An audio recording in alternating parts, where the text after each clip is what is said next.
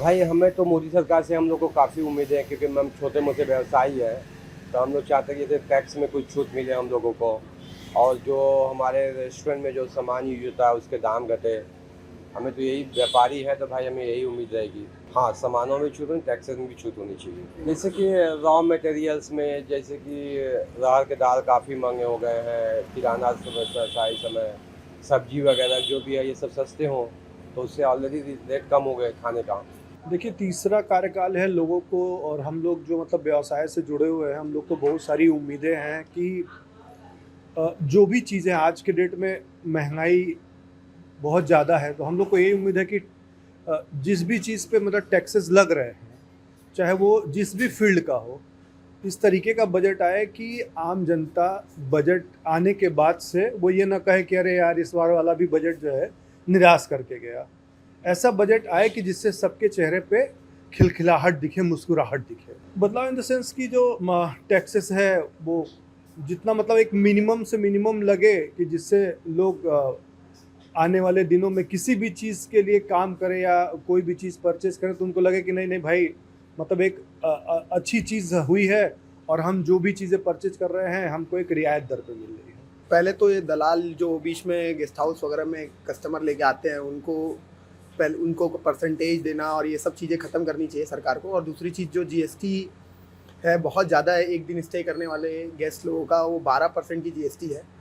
मैं सरकार से ये चाहूँगा कि वो 12% से कुछ कम हो, जो एटलीस्ट जो एक दिन स्टे कर रहे हैं वो 12% जीएसटी बहुत ज़्यादा हो जाएगी। अगर आप 1800 का रूम है तो वो 2016 रुपये, मतलब 200 रुपये एक दिन की जीएसटी बहुत ज़्यादा होती है किसी गेस्ट के लिए, और वो अफोर्ड नहीं कर पाता। तो वो इसलिए टूरिज़्म को और आगे बढ़ाने के लिए जीएसटी 12% से at least for one day stay के लिए और कम कर देनी चाहिए। उम्मीद तो मोदी जी से बहुत है, लेकिन इस बार हम लोग चाहेंगे कि कम से कम व्यवसायी को बनारसी साड़ी के व्यवसाय देखते हुए थोड़ा जीएसटी को जो कुछ सुधार किया जाए, और उसमें को कम जीएसटी का वो मात्रा बनाया जाए, जिससे विदेश और हर जगह जो साड़ी का जो ट्रेडिशन आर्ट है हमारा, वो कम होता जा रहा है, महंगा हो जा रहा है।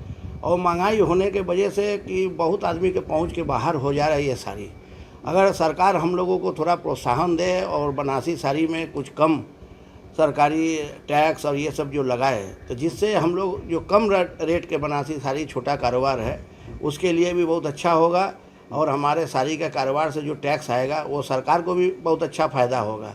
तो इस बार कुल ले दे के हम लोग यही चाहते हैं कि जीएसटी में थोड़ा बहुत सुधार हो, कि जिससे बनारसी साड़ी और व्यापारी लोग इसमें कुछ फ़ायदा उठा सकें। मैं ये बोलना चाहता हूँ, मैं होटल लाइन से हूँ। तो बनारस में काशी विश्वनाथ धाम कॉरिडोर बनने के बाद से जो पर्यटक आ रहे हैं उनका ये कहना है कि भैया मेरा जो बुकिंग होता है होटल पे वो डायरेक्ट आ नहीं पाते, जो बिचौलिए जो होते हैं ना उनको बीच से गायब कर देते हैं। तो मेरा ये सोचना होगा कि जो पर्यटक बुकिंग पोर्टल पे जाते हैं वो डायरेक्ट कुछ गवर्नमेंट ऐसा पोर्टल हो जो डायरेक्ट हमसे कनेक्ट हो। और उसके बाद जीएसटी एक्चुअली होता क्या, कुछ कुछ पर्यटक आते हैं लंबे टाइम के लिए, जैसे 10 दिन हो गया, 20 दिन हो गया, तो उनको हमें जीएसटी देना पड़ता है क्योंकि हमें भी पे करना होता है।